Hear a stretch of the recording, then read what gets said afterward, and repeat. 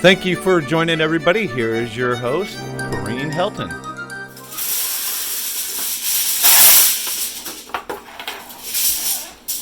If you don't have an oven rack, you can make one by rolling up tin foil and creating kind of a circle or an S pattern, and then putting it in the bottom of your pan to set your food on. Pretty neat.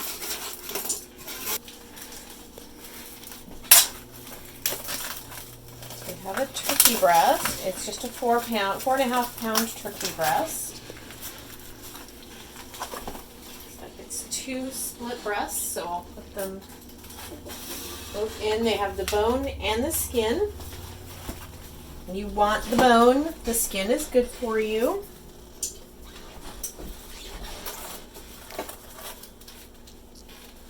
Put that in there.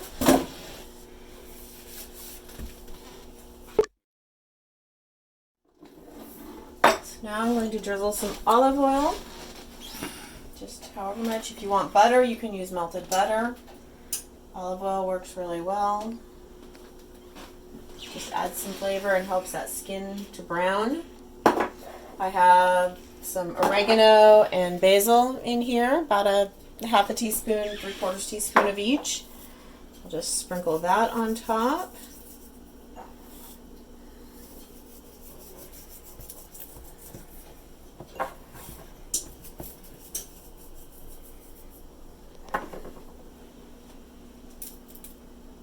Go for gusto. And then I will do about a teaspoon to a teaspoon and a half of salt. We use kosher salt, but you could use pink Himalayan salt or the other pink salts or regular table salt if you wish. So I'll just kind of press that into the skin a little bit, massage it, and get that going. Oh, massaging breasts. And now we'll put some pepper on top. One of my most favorite ingredients of the planet. Oh. And it's ready to go into a 450 degree oven.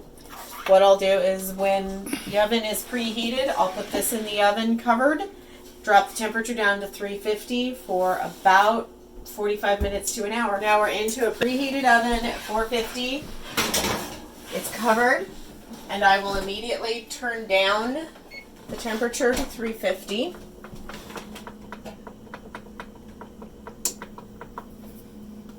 And then bake it for about an hour or until it's done. I'll check it at the 45-minute mark to see how it looks. So I'm peeling potatoes with our turkey dinner. We're going to have mashed potatoes and gravy. And so we are peeling the potatoes, just some general russet potatoes.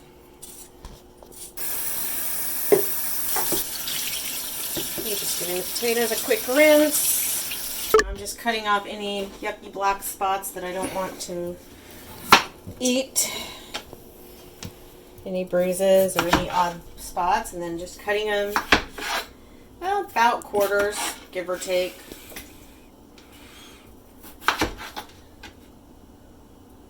I'm putting them in a pan of cold water. You always start your potatoes in cold water. Otherwise, they start cooking from the outside, and the outside will be mushy before the inside is done. So our first 45 minutes is done. I'm going to check it. Check our turkey. Ooh, that's looking good.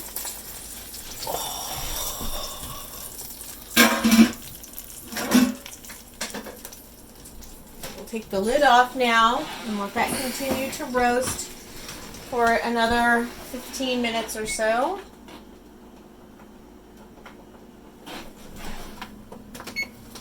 And we'll put the potatoes on. Again, we're starting them in cold water. We'll put them on high to bring them for a boil and boil them about 10 to 15 minutes until they're soft and easily poked with a fork. Our potatoes are boiling. They probably have a little bit longer to go. Our 15 minutes is up for this turkey. So we'll check it. Ooh, it looks good. Oh my God. You can see the bones are picking out. If you have a meat thermometer, you want to get it to 160 degrees. I don't have one, but I can tell it's pretty close to done, if not done. I'm going to put it back in for another 10 minutes or so and kind of turn up the heat to crisp the top. Switch over to broil. Start that. Just remember, when you put something on broil, you really want to be checking it every 2 to 3 minutes. Ooh, that's bright. We'll grab a fork and check our potatoes. Oh, those look so good. What you do is, you can see I'm pushing hard, it's bending the spoon. These are not ready. They should just slide in when the potatoes are ready. So they probably have another 5 to 7 minutes on that. Okay, so we can see here that the turkey is nice and golden brown.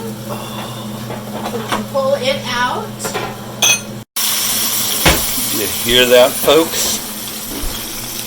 There's actually not a lot of broth this time, I know. which is really weird. Yeah. Oh, it's probably because there's not a lot of bones in there and all that good stuff. Alright, so we'll let that rest. We're going to check our potatoes. Pull one out. You can just see how easily that goes in. Oh, yeah. It almost breaks in half. So these are done. Perfect potatoes from a perfect wife. Now what I want to do, because there's not a lot of broth down in here, I want to save some of the potato water. This is really hot. You want to be careful. I don't want a potato. I just want some of the water. Because I will use part of this to Why make the my water? gravy. I'll use part of that to make my gravy because there's starches in there. Okay, my wife does not like these. I do. Carrots and peas. She just doesn't like the peas part. I love them. So I have a half a stick of plant-based butter. If you can have real butter, by all means have real butter. So I'm going to put that in the bottom. I'm actually going to cut it into a couple of pieces.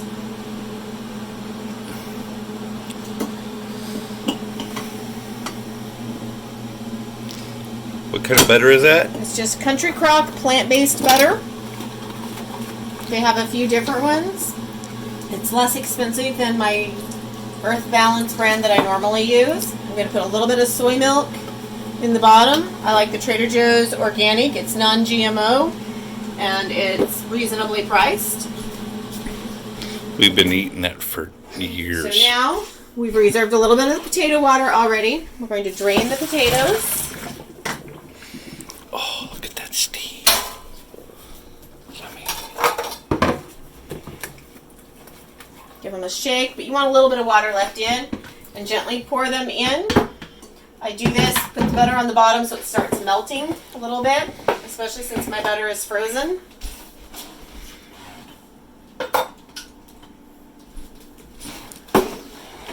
You add salt to taste. That is Norton's kosher salt. I usually put in about a teaspoon. Start with that and go from there. So you can, some people say don't use a mixer. I always do. It works for me, but you can certainly use an old-fashioned potato masher if you want, a ricer, or whatever works for you. I like a mixer. I like this, my hand mixer here, and I also like my Cuisinart, or my KitchenAid, excuse me.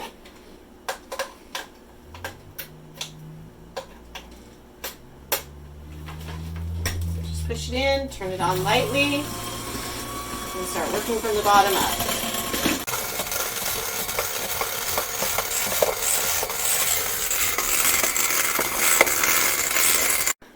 You want to stop and stir it a little bit. Always turn your mixer off when you get ready to stir with a spoon. It's just safe and smart. Don't lose a finger. Kind of wonder how many housewives forgot that part. A ceramic or glass bowl works best. A metal bowl will get hot, as do the ceramic and glass, but they're not quite as hot. Yeah, I found out by burning my fingers once because she wasn't home to cook mashed potatoes for me. by the way. See, they're mostly creamy. A sign of homemade mashed potatoes is those 1 or 2 hidden lumps that might be found. If you want to add more of your butter or plant-based butter, you can. You could add a little bit more milk if you wanted to, but otherwise they look pretty good. Now we'll do a test to see if the seasoning's right. Perfect. Is that one of your most favorite foods? Absolutely. That is like heaven to my So wife. we'll clean those off. Always rinse your beaters off right away. Mashed potatoes does turn into glue or cement if you let it sit for too long. The ancient pyramids were made and sealed together by ancient potatoes. Now we're going to remove the turkey from the pan. Oh my God. One, and you can hear that crispy skin.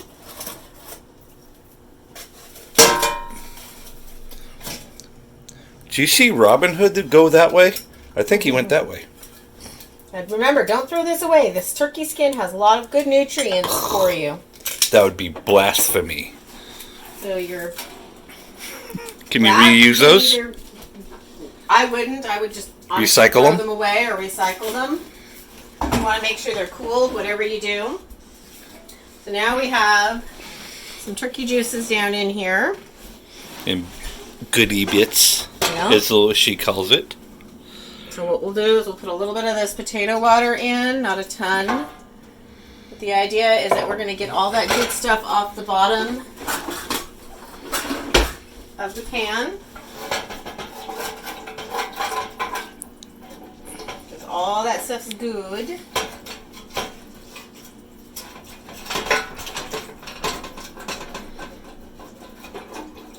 I'm going to make my roux or slurry for my gravy. I'm going to do 3 tablespoons of the Bob's Red Mill gluten-free flour 1-to-1 blend.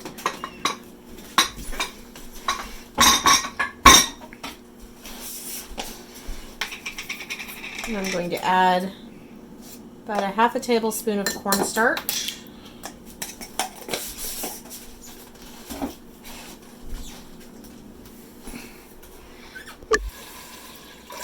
We'll mix in a little bit of water, about 1/4 cup, 1/2 cup, and stir it until smooth. This is making a slurry. It can be used to make gravies, thicken soups, stews. You want to make sure you get all the lumps out of this, because otherwise your gravy or your sauce will have lumps. And that's bad. Especially when her husband makes lumpy gravy. Right? Okay, so we have this in here with all these good bits. We're going to pour it in.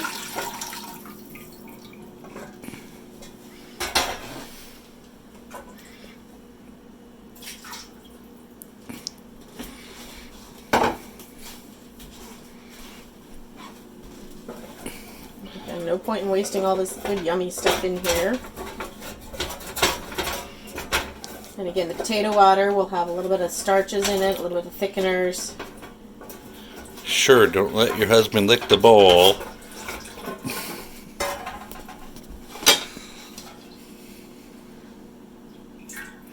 Well, you can see all that nice flavor come off. Yeah. That's flavor. I'm going to turn this on to about a medium high. I want to bring this up to a boil. It does have the fat on there. Don't panic. It will mix in. So we can see the broth is now at a rapid boil. This is key to making sure the fat oil all blends in. So now we will put in our slurry. We'll put in about half of this. Maybe not quite half, and see how it thickens up.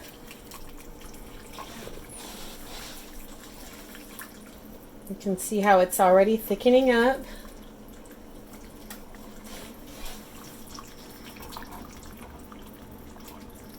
Smells great.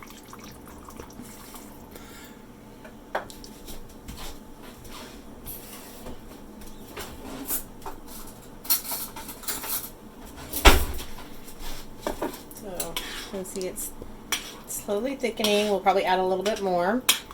I want to taste it. Don't you wish cameras had taste-o-vision or smell-o-vision? They need to bring that back.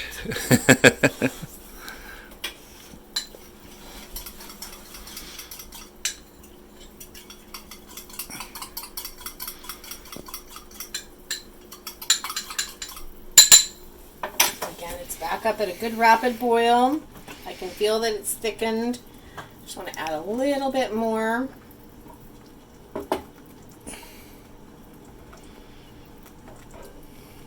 Looks amazing.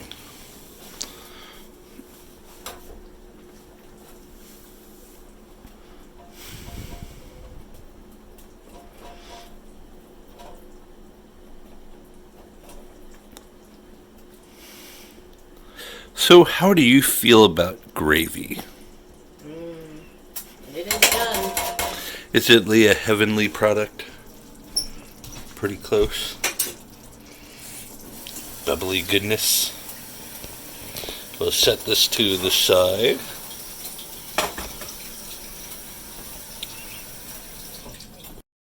Okay, we're going to move it over to a cutting board. And again, see that nice crispy skin? It's actually cooled off quite a bit, so I'm able to touch it with my hands. You can see that it's got the bone here. I'm just going to slice into it.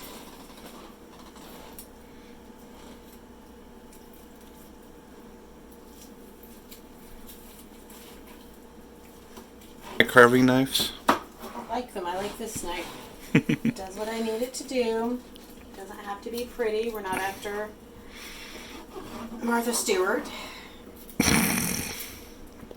Prison pretty.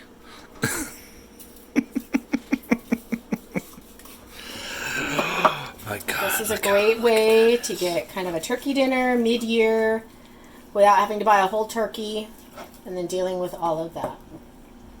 So there we go. We'll call that, get one more piece.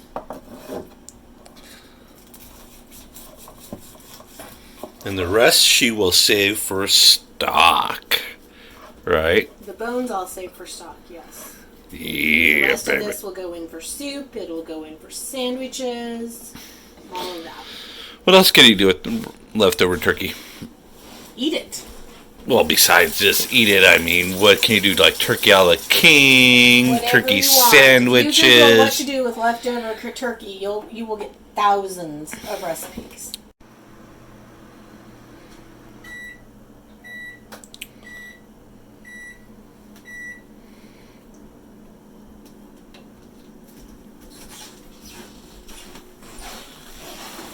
Decide what's more important to you, Jakar.